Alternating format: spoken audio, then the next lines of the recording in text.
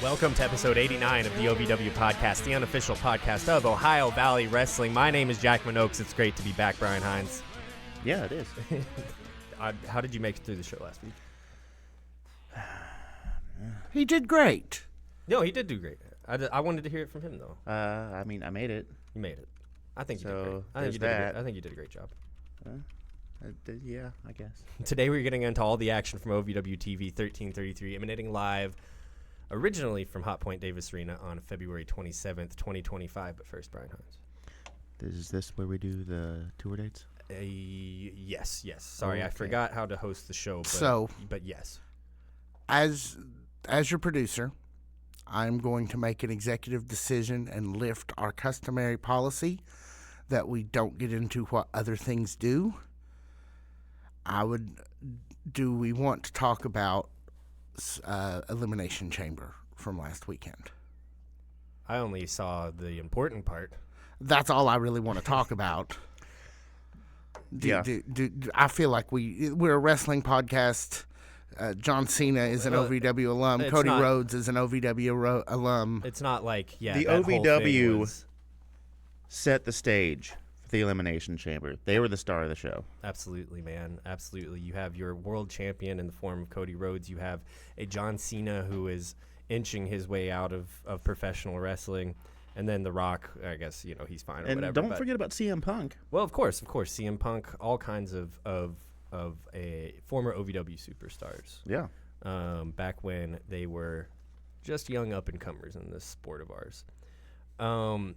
I guess, Brian Hines, I will ask you, what was your initial takeaway from seems like what everybody's been waiting for 20 years for, the John Cena heel turn? I almost missed it. I went back to Ohio this past weekend. That was the first time I'd been there in 2 months, and I was all set to watch this in my pajamas with my cat, and I got distracted by thinking about all the things that I wanted to bring back down here.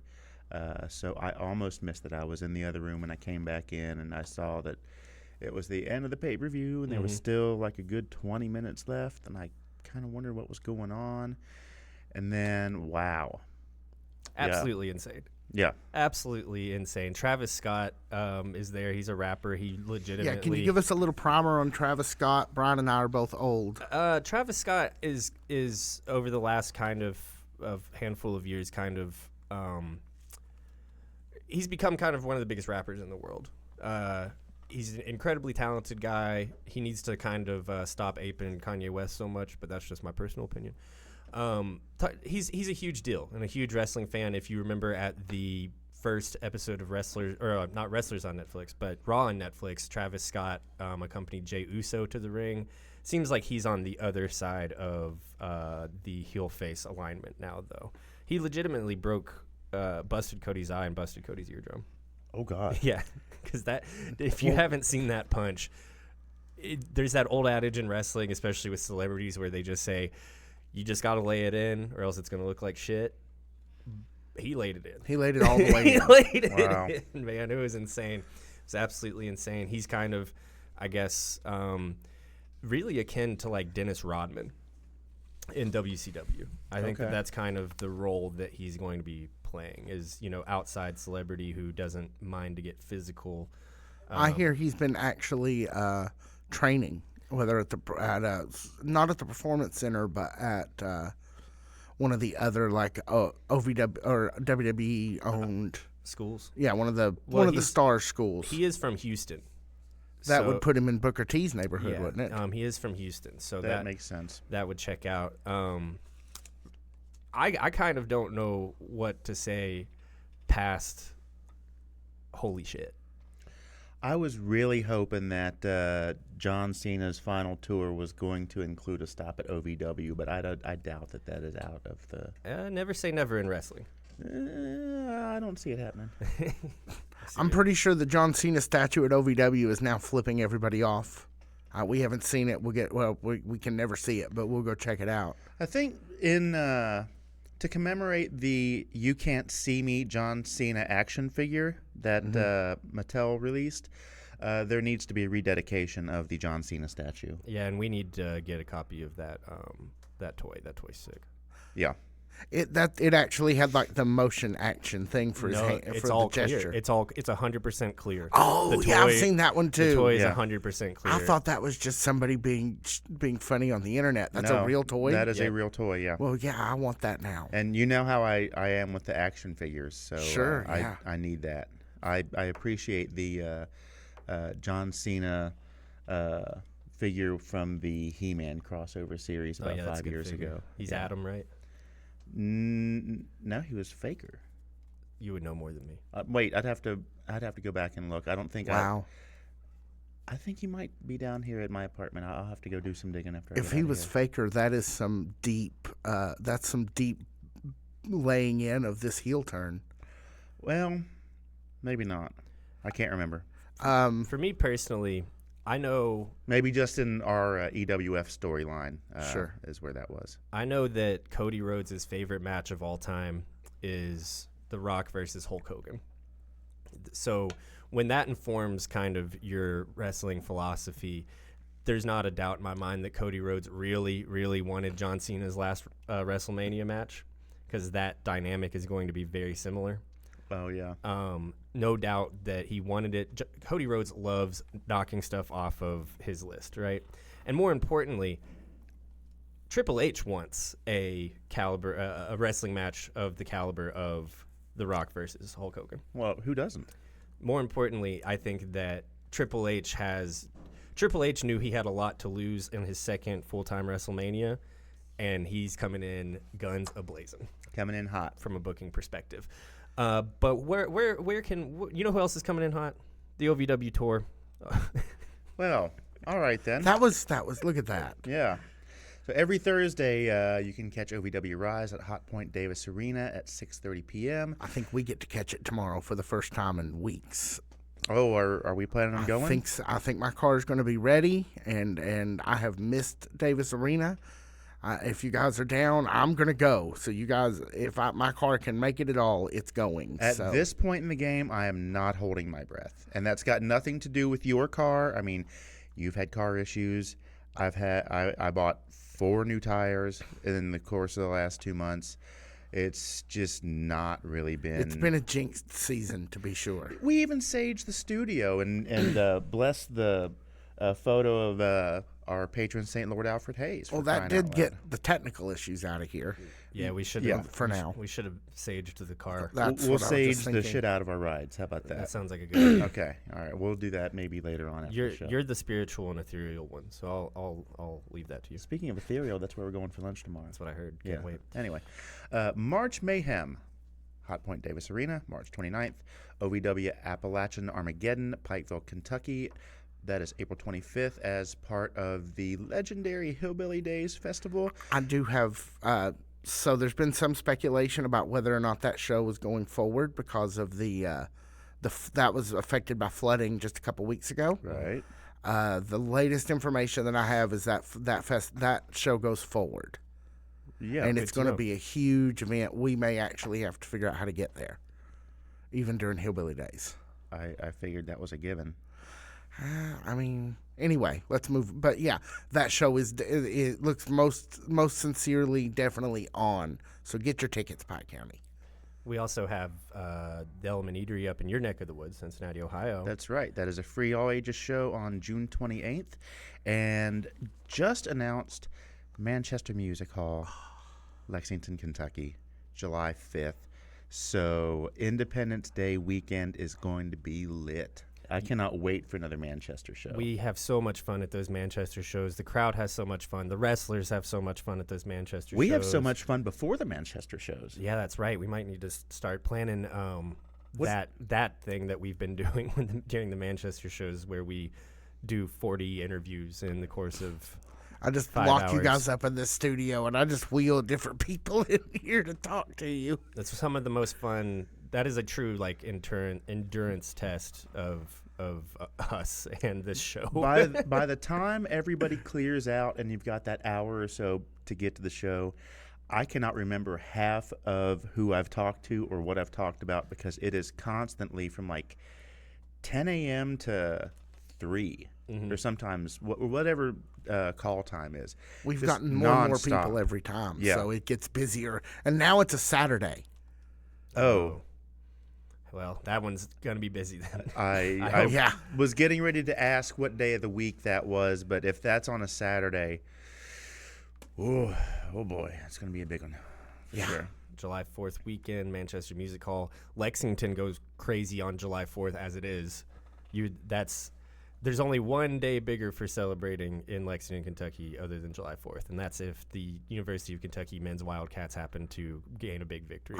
Go Big Blue. Yeah, I figured that was where you were going with that. Yeah, I love me some July 4th as a Lexingtonian.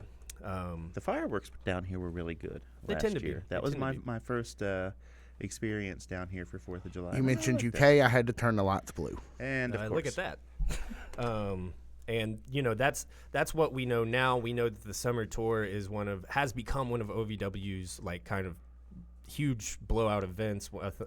And I'm sure that there will be more places to see OVW over the summer that we don't know about yet. So be sure to stick to this podcast and this segment of this podcast, and as soon as anything is out there, we will have it here for you. And you can find tickets for all of these events at OVWTix.com. That's right. Sorry, I'm getting loose again, man.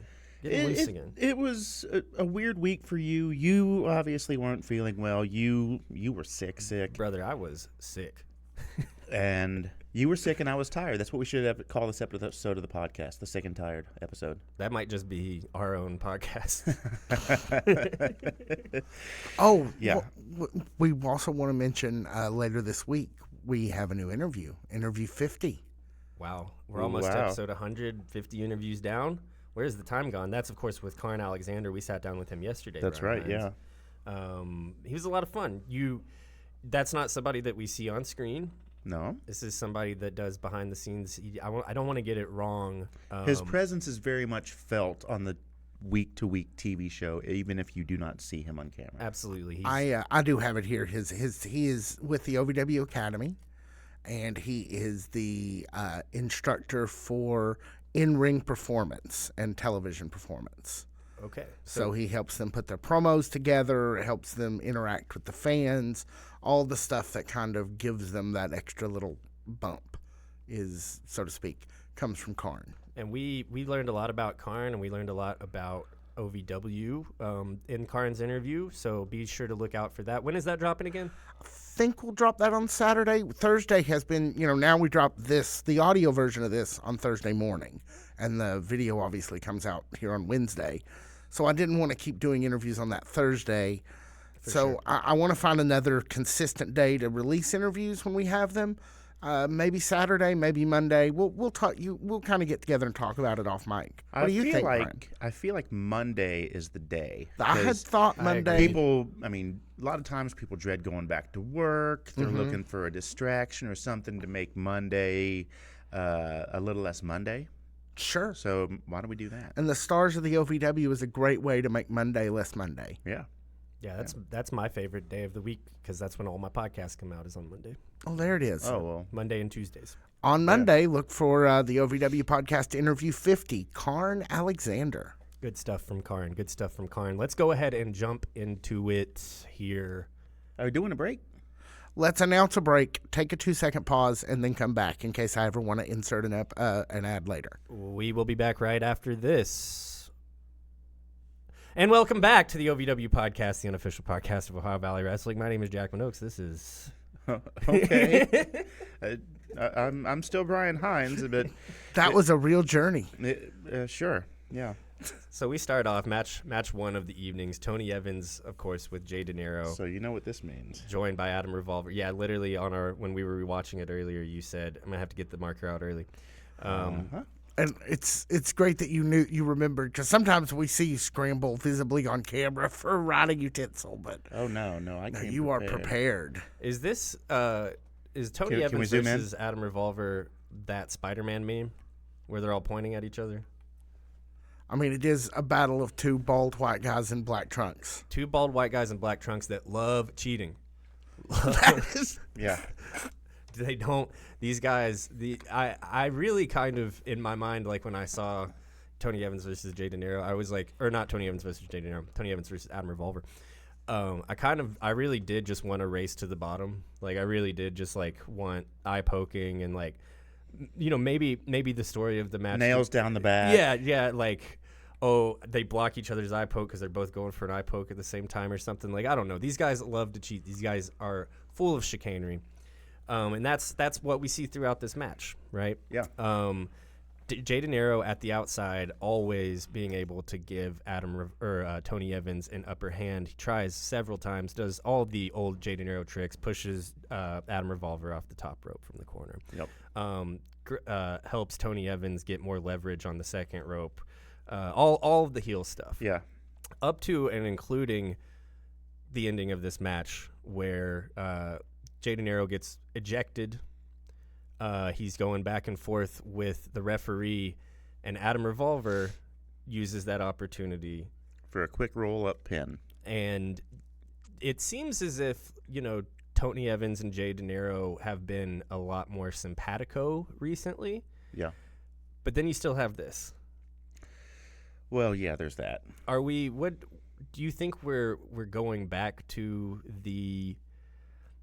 I guess miscommunications? Yeah, that's what I would ask. Is the team of Evans and De Niro, are they as waterproof as they think they are? I don't know. I mean, to be perfectly honest, I don't see them just getting off track and not firing on all cylinders. I just kind of felt like it wasn't a good night to be Jay De Niro if you're going to try to help Tony Evans out. No, obviously not. And who knows? Maybe that had something to do with Adam Revolver being in the corner, and maybe, he's like, oh, well, if I'm over here in this corner and something happens, then the ref's going to see it or something. Yeah, without a doubt, you can never turn your back on Adam Revolver, and that's the mistake that Tony Evans made here. Yeah, you can't really turn your back on any of these guys, really. No, not at OVW. No, definitely not. Adam Revolver takes the victory. I think that we'll see another installment of Tony Evans and Adam Revolver before too long. Yeah. That's my guess, though. Bout number 2 of the evening, Brian Hines. We have Anthony Katina versus DaBomb Eric Surge. I really liked this. Really liked this matchup. I really thought that this had a lot of potential. And it did. It lived up to it. Anthony Katina kind of tries to hotshot the match. We don't even have the bell ring yet before there's physical altercation. And when you're a guy Anthony Katina's size, and you are very talented, and you are a very good professional wrestler, you're looking at a guy like Eric Surge, and you have to take any opportunity to get an upper hand. Yeah, try to roll him up for a quick small package win before the bell even starts, before the bell even rings. Guess what? It don't matter. No. If the bell ain't rang, it don't matter. To quote our friend of the show, Showtime Shanklin, come on, man. Come on, man. Come on, man. Come on, man. Anthony Katina, come on, man. Those are wise words from Showtime Shanklin. Yeah. Come on, man. The part that I got a laugh out of during this match is Katina does this thing where it's like a lazy boy elbow when his opponent is like hanging over the middle rope, and Eric Surge gets out of the way, so he just kind of like lands on nothing. That one got me. I thought that was pretty funny. Yeah, and I think Eric Surge has all of the momentum in the world right now. Anthony Katina, obviously a little still upset about how things ended up with Dustin Jackson. That might inform a little bit of why Anthony Katina was trying to finish the job so early here and take so many shortcuts. You just can't do that with Eric Surge. No, it's going to take a lot more than that to get a guy like get a win over a guy like Eric Surge. And Eric Surge just played this entire match incredibly smart. He knew seemingly at all times where Anthony Katina was going to go. Maybe he realized with that early small package pin attempt that Anthony Katina is in his own head, and as long as I stick to the straight and narrow, I can pull out a victory here. And that's exactly what happens. Yeah. Really glad to see Eric Surge in this position. I think that guy has a lot of talent and a lot of charisma, And, matching him up with an opponent like Katina, smaller, a little more athletic. Katina can kind of work around him, keep him looking huge, keep him looking strong. Great match from these two guys. Most definitely. Do you want to tell us about the backs, the ring, the back? What's it called? It's been so long since I've been on the microphone. The chicanery backstage. Yeah, sure. Okay. So it was the backstage area vignette is what I was trying to say. Yeah. I had problems with the audio on this. We all did. But okay. it's basically a silent movie. I just kind of watched it and wrote down what it looked like was happening. Sophia Rose is here. PJ Jones is here. Seems like Zachary Pittman is on a fact-finding mission backstage.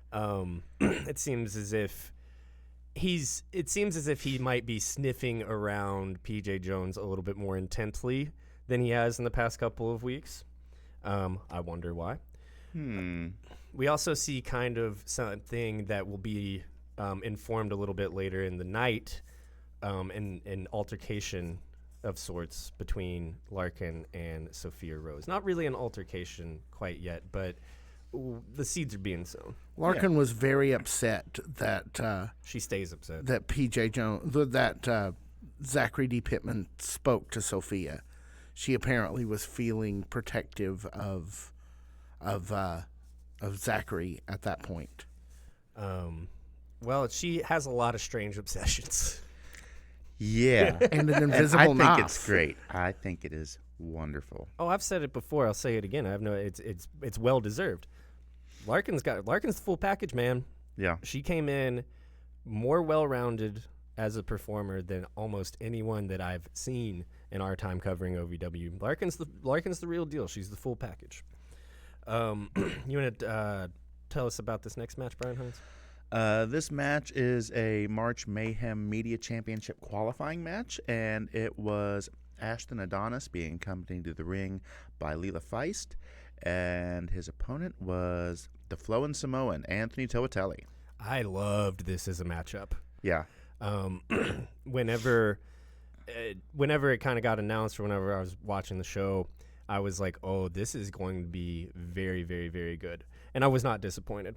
The story of the match seems to be for majority of it that Leela Feist and Ashton Adonis are finally on the same page.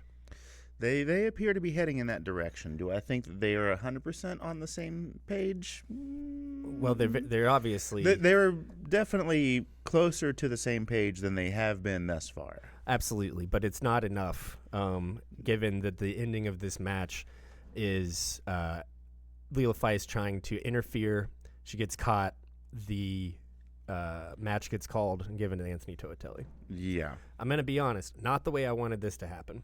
I wanted Anthony Toatelli to get a clean win. Yeah. I think that, and this is something that Josh Ashcraft has said basically since the first week Anthony Toatelli came to OVW. That guy's going to have gold before the end of the year. And maybe that gold will come at March Mayhem, given that, or after March Mayhem, given that Anthony Toatelli is moving up in the media championship qualifying matches. With a bullet. I think that would be actually the perfect title for him.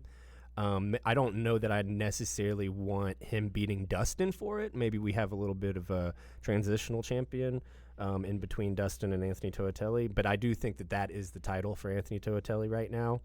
And I think that it will look great around his waist or over his shoulder. I bet he's an over-the-shoulder guy. Think so? Yeah, I think he always I can see that. Yeah, I think he might be an over-the-shoulder guy. Yeah. I really have no complaints with this match. In fact, I liked it a lot, and I would suggest to anybody this might be my match of the night just because I do really like Ashton Adonis and I do really like Anthony Toatelli. But for me, I wanted Anthony Toatelli to get that decisive singles win, or for that matter, just have Leela and Ashton Adonis get on the same page.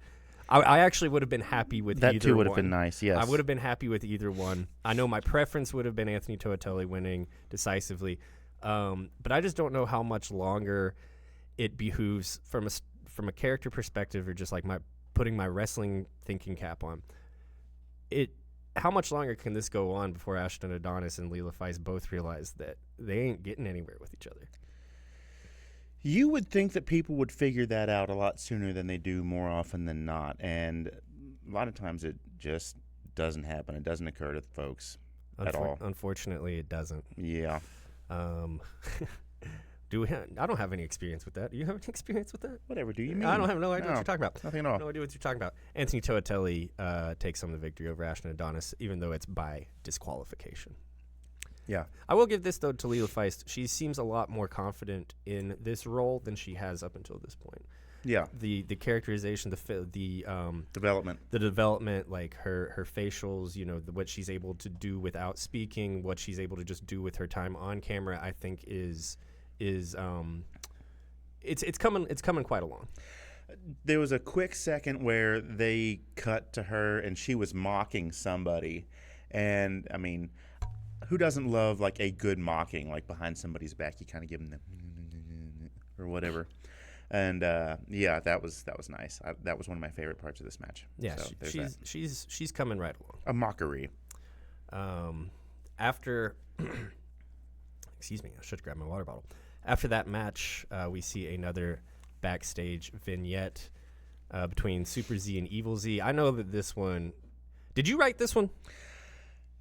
Okay, no, okay. I did not, but it was definitely. Was it written for you? I believe it was, yeah, because I very much enjoyed this. The only thing missing was yakety sax, like in the old Benny Hill videos.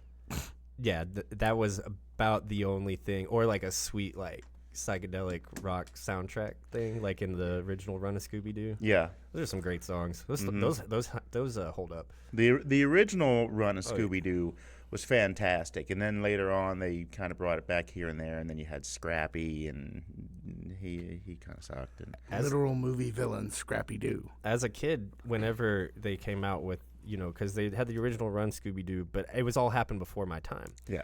So in my mind, it was all just like had all happened in the late 60s. And then you get around to like Scooby-Doo and the Ghoul School.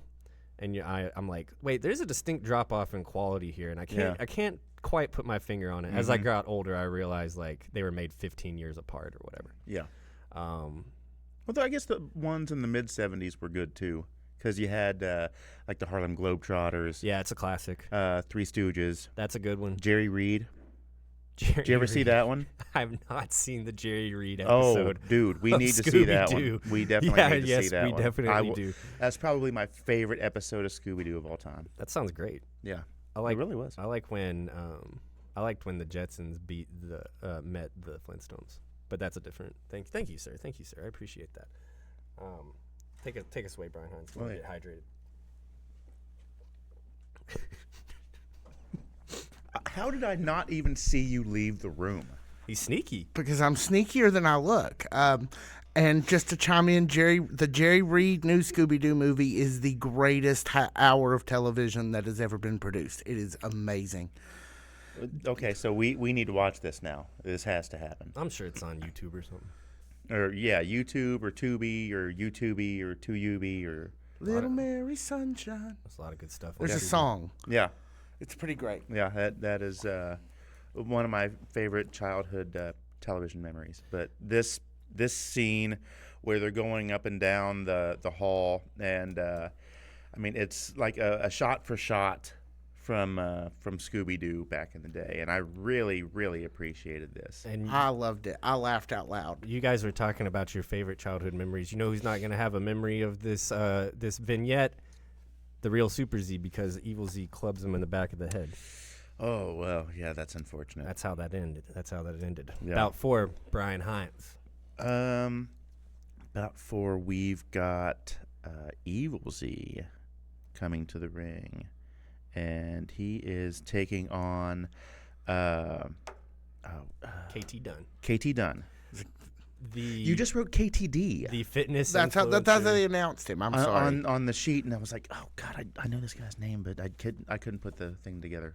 I'm sorry. I should have wrote out KT Dunn. You're right. That's okay. We just watched this like right before we stepped in here, but there were a couple other things that were going on that had my attention, so I apologize for that.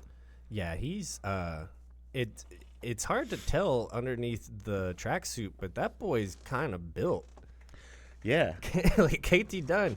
I'm a big fan of this guy. I am too. Yeah. I think that, his role right now is kind of the silly guy, kind of, the comedy relief guy. I think that he's a great foil for Super Z here, or for Evil Z rather, because Evil Z kind of up until recently has been treated as like a comic relief character. We're seeing more and more of an intensity and more of a danger, a true like dangerousness from Evil Z. But I, for the time being, still think that KT Dunn's like a great foil because he's so kind of silly and ridiculous. Also, how big is that stand-up? Because Super Evil Z was shorter than that stand-up. That stand-up's like 7 feet. Yeah, that thing is pretty sure it's like 120% of KT Dunn's size. It's so funny. We blew it up. So we need one of him where he's doing this number. The where he's like the in-ring surfing pose, kind yeah. of.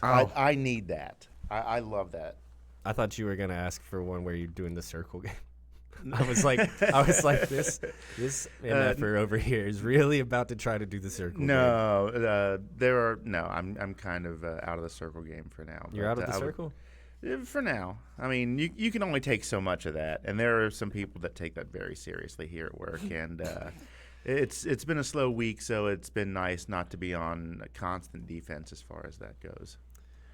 I think again, kind of with KT Dunn, this was a guy that we recognized. A lot of people recognized around OVW. It's been great to see him get in ring. He's very, very good. He's very, very good. He's very enthusiastic. Yes, I very much love that about him. High energy, some may say. It seems though as if Super Z, when he comes out to attack Evil Z, he doesn't realize that there's a match going on and that his interruption will unfortunately give Evil Z the victory over KT Dunn. Yeah, it's probably because he got that shot to the back of the head. Yeah, he wasn't thinking about it. Yeah, he wasn't thinking about it. I want to see KT Dunn get some really good victories in the most ridiculous way possible. Yeah. I'm sitting and talking about like straightforward, decisive, Anthony Toatelli wins. That's not what I want for KT Dunn. No. I want to see him win too, but I want it to be in a fashion that is more true to form for him. Yeah, I want to see him, just kind of get a victory for, I don't know. Name a scenario. He's doing those big rubber bands or something, and one of them snaps off and hits the other guy in the face. Yeah. I don't know. Name a scenario. But I want to see it. He does jumping jacks until the other person submits, or he does that pose right there, and the other person just they just can't handle it. Or he's doing push-ups and the other person just rolls under him. Yeah, something like that. I would like to see him in a scramble match. I think that there will be many scramble matches in young KT. I'm hoping that March Mayhem includes a scramble match, and if it does, I really hope that KT Dunn is in it, because the more I see this guy, the more I really look forward to seeing him on screen. And this was a great match for him and Evil Z. Our second disqualification of the evening. Yes. Yeah, we had a couple of instances throughout the evening where we had two hot starts back to back. We had a couple disqualifications throughout the evening. We're close to a pay-per-view, but we're not that close. Is basically what that means. We've got 3 weeks? Oh, I don't even. When is March Mayhem? That's the 29th. So it's all the way at the end of the month. It's right. We have April. 3 Thursdays. 3 days. Yeah. So this is very much a they're setting the stage. Yeah. Right? These are some appetizers. Things during this kind of schedule and as far as the OVW pay-per-views go, at this point in the schedule, things can always there's a week where things are a little weird and slow. The action's always good. The story always progresses. I would say though that this might be at certain points during this evening little weird and slow. So, But- do you think all the number one contenders things are helping to kind of bridge that gap? Because all of these are consequential matches. Yeah, absolutely. The big thing with the number one contenders matches, and what I'm about to say is about to be completely blown out of the water. They can be a little predictable, right? Based on who's in what position at that time of the number one contenders matches and the eliminator matches and et cetera, et cetera, et cetera. I say that because I thought that main event hour 1 was going to be an example of that. Omar Amir versus Cashflow. Omar's on fire. Omar looks great. He comes out with his tag title. Cash is fired up. He's on a mission to get back into title contention. And that's, if you had asked me, betting man, I'd say, well, yeah, of course, it's Cashflow. Well, yeah, we had predictions last week, and that's what I said. Before we get to the end of it, these two guys know each other very, very well. We were talking earlier about the Country Boy Summer Tour, the OVW Summer Tour. Right. That first summer tour, which will go down in history as one of the most important events in the history of Ohio Valley Wrestling. That's, of course, when Wrestlers on Netflix was around, et cetera, et cetera. I saw Cashflow versus Omar a lot during that. And these guys hadn't forgotten how well they know each other. Up into we got a classic spot back from the Omar and Cashflow kind of rivalry, where Omar tries to go over, pull him down, and all that he ends up pulling down is Cashflow's pants. We get the full moon. We get the money moon, as it were. And and we did get a good look at that thanks to a faithful member of the OVW fan zone who was sitting on the hard camera side at that very moment. that was, Okay, I wouldn't say Miss I got Sternberg. a good look at it. I mean, Well, the lights did wash it out. It was sort of pale. Let's not kid ourselves. I saw it, but I wasn't like. Well, yeah, I didn't zoom and enhance. I do have a legitimate question because I went to a ton of stops on that summer tour. I think I was there when they realized this could be a spot, because I think the first time I saw it, it was a legitimate mistake. Yeah. And then it got such a huge crowd reaction that they just did it every single match, and it got a huge crowd reaction every single time they did it. So I can't blame them. They knew to keep that one in their back pocket. Well, here. sure. Did anybody? You said you taped Cashflow last week on the show in my absence. Did you believe it whenever you saw Omar beat Cash here? No, I was completely surprised. I mean, like you said, Cash has been super fired up after the last few weeks trying to get back into title contention. Really, the entirety of 2025. Yeah, I thought for sure he was going to come out and that was going to be it. Not to take anything away from Omar Amir, I just figured it was going to be Cash's night. He was going to be victorious, but I was wrong, and that just goes to show you anybody can beat anybody on any given day. And Omar's on fire, man. Omar and Luscious Lawrence are on fire together and separately right now. Yeah. Huge implications, though, now that we know we're moving forward without Cashflow. Where does he go? What does he do? What's up next for him? He's not going to – he knows just as well as anybody what you just said. Anybody can beat anybody on any given night. Yeah. He knows that. That doesn't make it any easier to lose to Omar here. And especially with all of the work that he's put in trying to get back in the title contention after that title was, stolen from him in the most the shadiest ways. Yeah, I just wonder what's up next for Cashflow. He's always going to be a sentimental favorite. Always. That's never going to go away. Even if he turns into a bad guy or whatever, people are still going to love him. Yeah. He can be put into any position on the card that you need him to be put into, and he's believable at all of those positions. Yeah. I wonder sincerely, what's next for Cashflow? I have no guesses. I don't know. I mean, it's one of those things where I'm just going to sit back and watch and enjoy as a fan. And sometimes that's the best thing to do. Every single time we've gotten on here, every single time we've gotten on here and said, "Oh, well, I don't know why they did this," or "I think that didn't make much sense." It always makes sense. Wait and see. Let it play out. Yeah. It may not make sense in the moment, but down the road, it might be a week or two. It might be a month or two. It could be almost a year. We have seen things that Absolutely came full circle almost a year later, and it's like, wow, that is some serious long-term storytelling. So I have no idea what's next for Cash, but I'm sure that he will end up being exactly where he needs to be when he needs to be there. That was the final event of Hour 1. Yes. Main event of Hour 1, I should say. Opening bout of Hour 2, Brian Hines, is Ryan Von Rocket. We're used to seeing him as a tag guy over the last few weeks. This time he's out there by himself. No Jake Lawless with him. Versus Donovan Cecil. Ooh, buddy. Donovan in the black. He looks so good. Yeah. Looks amazing. Does so much for his presentation. It really, really does. I'm sure I've said that before, but I can never help myself but to think it every time I see him in this new presentation. Yeah. And you know, in that, does he look like a man who just 12 months ago was wearing neon orange? No. Does that seem like it would be something he would be into looking at this new presentation? No. So the transformation is complete, and it's incredible. Oh, I think we've still got a couple more steps. I agree. I think that there could be something really, really big to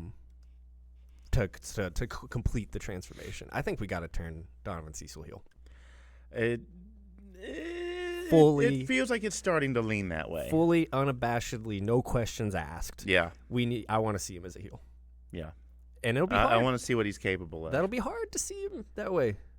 I mean, it will and it won't. Everybody's got two sides. I mean, you've seen me angry. That's true. And I'm not normally that guy. So if we see him... And you've seen me happy. Yeah. I'm not normally that guy. So everybody does have two sides. That's right. Donovan Cecil takes some of the victory over Ryan Von Rocket. Kind of back to that things I'm not surprised by, booking I'm not surprised by. Anytime you see Donovan Cecil out there, especially with Ryan Von Rocket kind of becoming a tag team wrestler, Donovan leaving the tag team division, Ryan Von Rocket is finding himself deeper and deeper inside of it. No surprise that Donovan Cecil would take home the victory. Yeah, that's true. And this was a qualifying match for the heavyweight championship, by the way. Could Donovan Cecil be the guy? He could very well be the guy. To take down Mount Kadim. Yeah. Now, I mean, isn't that what we've been waiting for this whole time, sort of? Yes, but that is leads me to my next question. Are we getting Donovan Cecil as a heel against Kadim? Is that possible? Is that something that we could see? Think about how much has to change to set up Donovan Cecil the heel versus Mount Kadim a babyface. And I don't see it changing now, especially after the main event of Hour 2.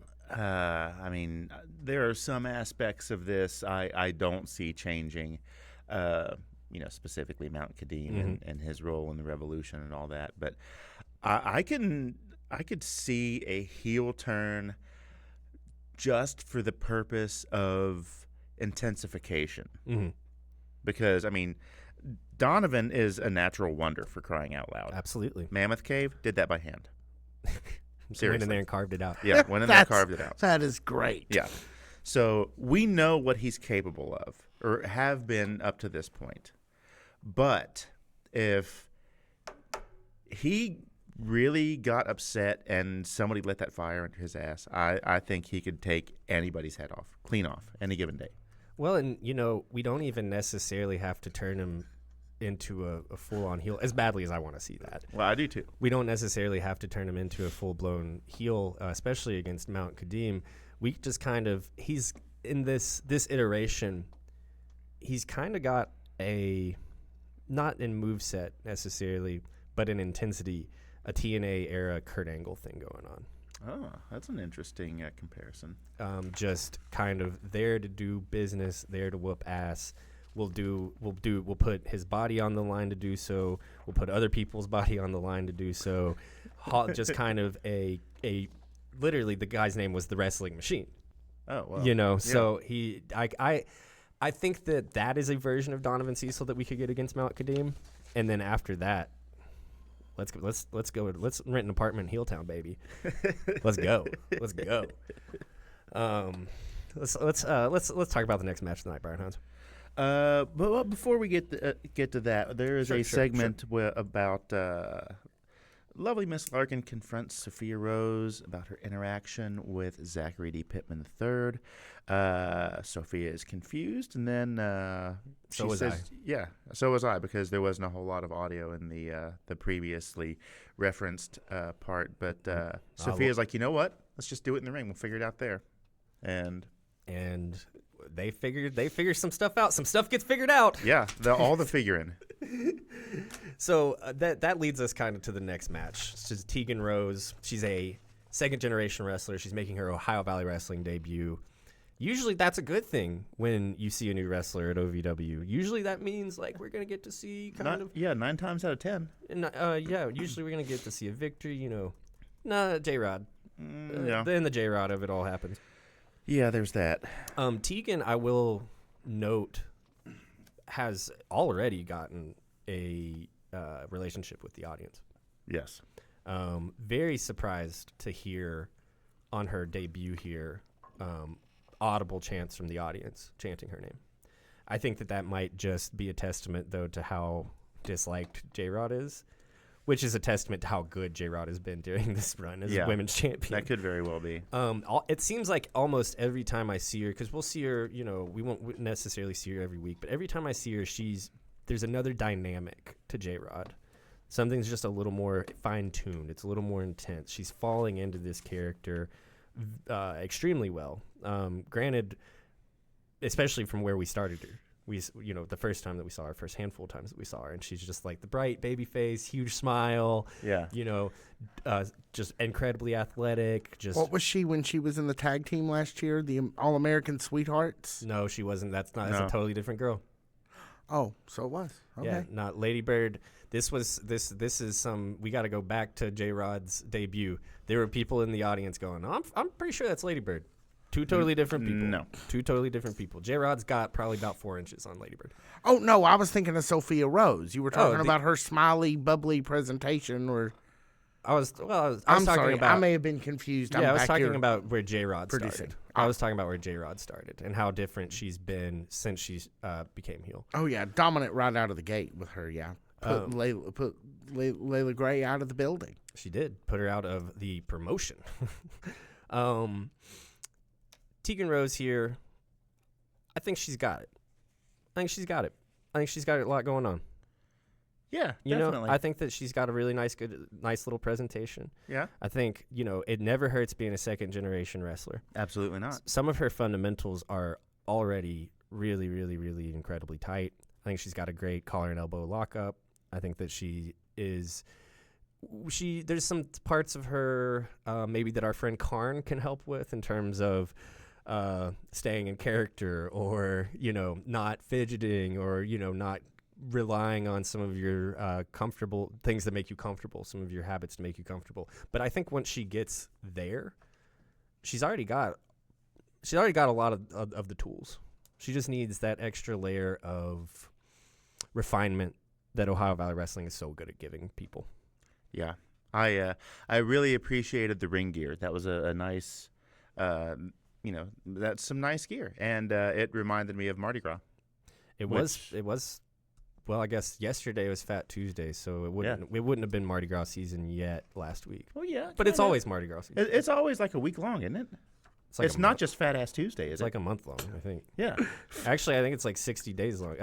Is it the argument to be made that it technically ends, Mardi Gras technically ends on Easter Sunday? It does, yes. That's called Lent. Wait.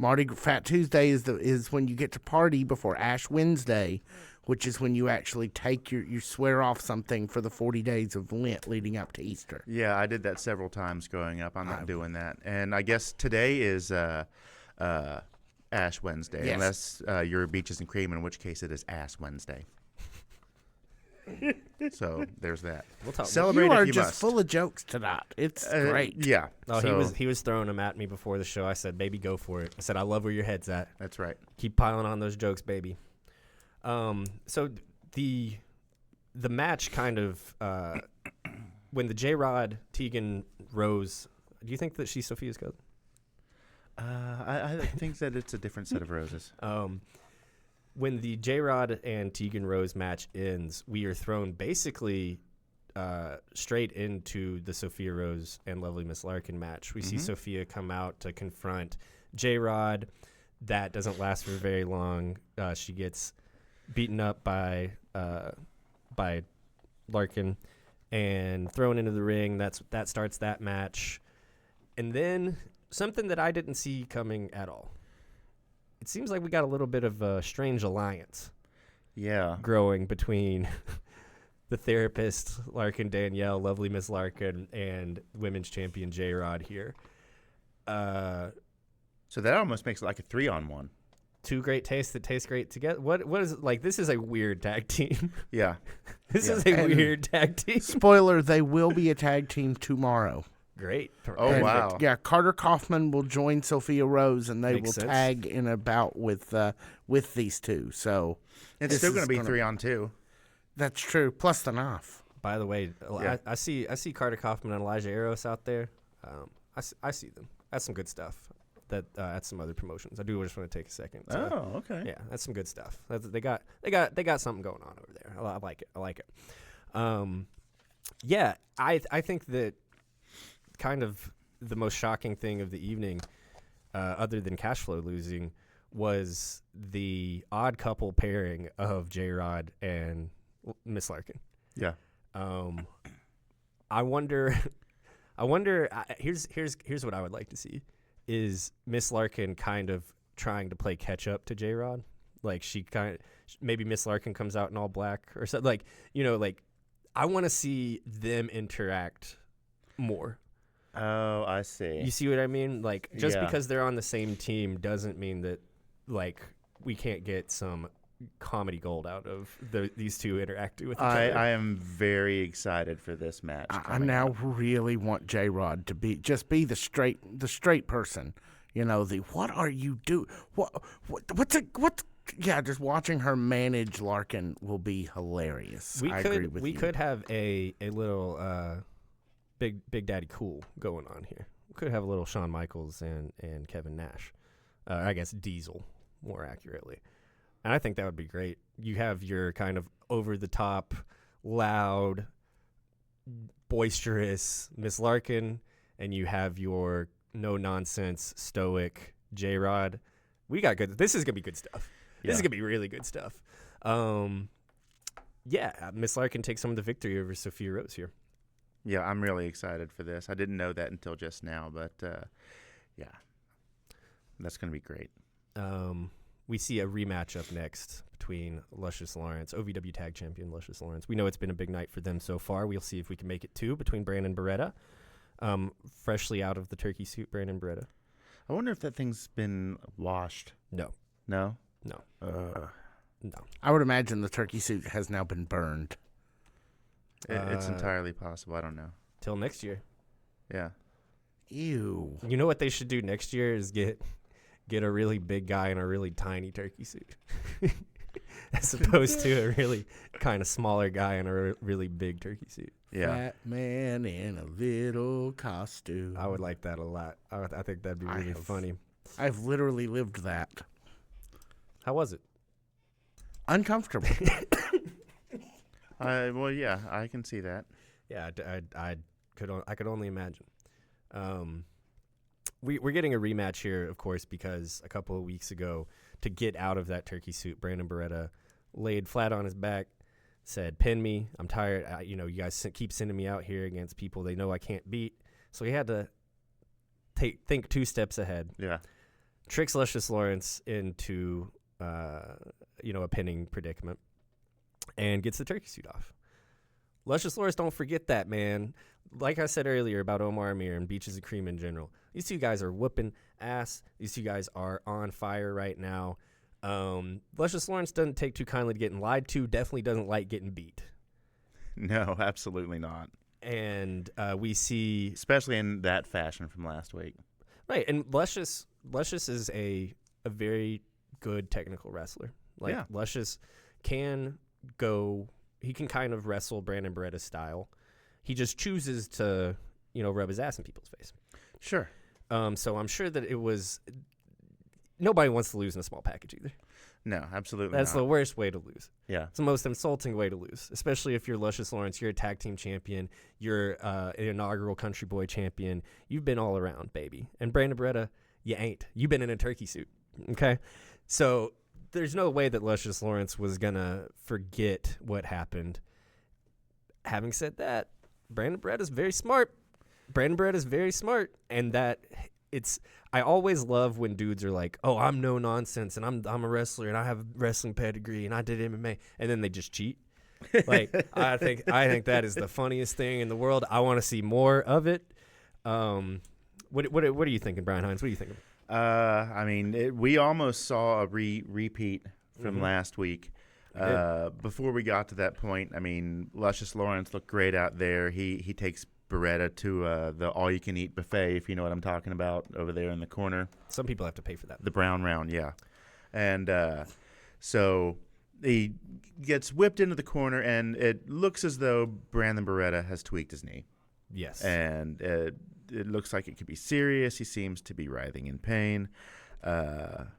Pull the knee pad down, tries to go across the ring, staggers and falls. It was a ruse the whole time. He tried to do it 2 weeks in a row, but Luscious Lawrence not falling it for a second time. Fool me once, shame on you. Fool me twice, not so much. It ain't gonna happen. No. One of my favorite things throughout this match, though, not even a wrestling maneuver, just Brandon Beretta always having to get oil off of his hands, wiping his hands on the referee's shirt. Yeah, but whether it be on his legs or on the referee's shirt or whatever. It's small stuff like that, like much like our friend Karn Alexander said in a interview coming to this very feed soon on Monday. It's the small things like that, that really tell a whole lot about your character. Yeah. And Brandon Beretta is a very I always like smaller guys that are kind of built like him, wrestling guys. Kurt Angle's like one of my favorite wrestlers of all time. And there's probably nobody that looks just physically kind of looks more like Kurt Angle than Brandon Beretta does on the entire roster. But you had to give Luscious his victory back. Yeah. He's not going to stand for that. 2 weeks in a row. Come on, man. Come on, man. Yeah. Come on, man. Speaking of come on, man. That brings us to the main event of Hour 2. And speaking of come on, man, is there any better way to telecast what's going to happen in a main event than whenever it only has 4 minutes left from the end of the... More often than not, it's not really a good sign. OVW has gone past time significantly before. Yeah, but the writing was on the wall here. Like, if you compared this to 2 weeks ago, how much momentum Big Zo had walking into this versus how much momentum he had walking through the ring or walking to the ring, it was a totally different guy. It was a totally different wrestler. It was a totally different set of circumstances. Sometimes when people are going to lose when they walk through the curtain. That's true. I knew Big Zo was going to lose when he walked through the curtain.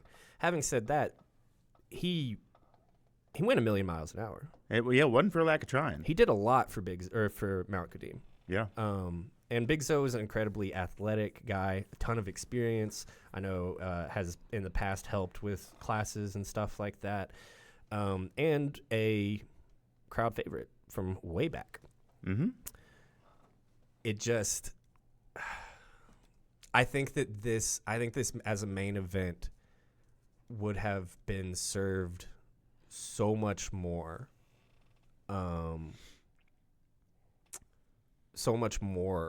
with more time. Yeah. I would have loved to see at least 10, 15 minutes. Yeah. I think 15 minutes is, for me personally, kind of the low end of a television main event. And this is just me being a fan. This is just me complaining, right? One thing that we do need to mention, though, that we've kind of blown past here is the match between Star Rider, Cal Hero, or I guess, let me get it right. Star Rider and AJZ versus Super Z and Cal Hero. Yes. Was there a match I forgot to put in the notes? No, Yes, we sir. just blew past it. The Revolution are up to their like old tricks, right? They come out. It looks like they've all gotten really good at doing that dance too. Like they look like the Backstreet Boys, kind of. Yeah, like, in the coordination. It's like the the biggest conga line I think I've ever seen in terms of like just seriously big people. Super Z with that head bob, Doug Basham with that head bob. Doug Basham tries everything he can to get in the middle of this match, as the Revolution does. Yeah. It's not the Revolution, though, that we're worried about. It's Jamin Olivencia. Of course. And I'm not worried about him. I'm just excited about it. I'm very curious as to see what's going to happen next with Cal Hero, because at first it seemed like he was just living rent-free in Cal's head, and Mhm. then we've heard him speak a little bit, and it doesn't seem that he's speaking from a place of continuing their previous rivalry. Right, absolutely. Great point. It appears as though he's taken some time away and had a lot of time to reflect on Cal Hero, and has changed his perspective a little bit, and had some interesting words for him when they got to the ring. Not only that, not only are we getting the Jamin saying to Cal, I see potential in you. Not what we were getting before. No. I want to be, this is a guy who's trying to offer Cal an olive branch in a very strange way, Yeah. admittedly, but he's trying to offer Cal an olive branch here. And it seems as if Jamin Olivencia would much rather have an uneasy alliance with Cal Hero. Doesn't seem as if he has much of an interest in having an alliance with Super Z, given the amazing standing O that he just ripped off That Super was Z's face with. impressive. Within seconds, just down. It seems as if he was much more interested in having an uneasy alliance with Cal Hero than he is having any sort of alliance with the Revolution. Yes, that much is perfectly clear. And to be honest, man, I'm very glad to see Jamin back. I was glad to see Jamin back when I thought we were just going to throw him back in with Cal and he was going to be in the Revolution. The ripples in this story here they've intensified. They had my interest before. Yeah. Now they have my attention, to quote Quentin Tarantino. They're going to take things in a direction or two that I did not see coming at all. And I don't know what it is. It's just going to be another one of those times where I sit back as a fan and just wait to see what happens next. I mean, everybody in this equation, Jamin Olivencia, Cal Hero, very well known to us on the podcast, very well known to the OVW faithful. So I'm very excited to see what's going to happen next. Yeah, here's what we do know about Jamin Olivencia. No matter who you put him in there with, in any whatever scenario he's in there with, he's bringing the goods. Yeah. Yeah, I really don't know, because here's the kind of the biggest question as we're wrapping up here. What does I can't even put the sentence together. What does heel Cal Hero look like? I never thought I would ever be having to say that sentence. And I don't know that necessarily Jamin Olivencia is going to bring out the heel of Cal Hero, right? I don't know if that will ever happen. Then again, man. Elimination Chamber this past weekend happened. Well, but yeah, there's that. I am very, very curious to what an edgier, and Cal's been getting edgy, he started dressing in black and, saying the word ass and stuff. And, like he's getting there, but Jamin Olivencia is the edge. Yeah. And anytime you get around a guy with that much charisma, that much experience, and that much horsepower like Jamin Olivencia has, he's going to change you. Yeah. He's going to change you. I'm just curious to what that change looks like for Cal Hero. I have no idea. Fanny but Pack I'm Man. here for it. Yeah. Fanny Pack Man. Come on, man.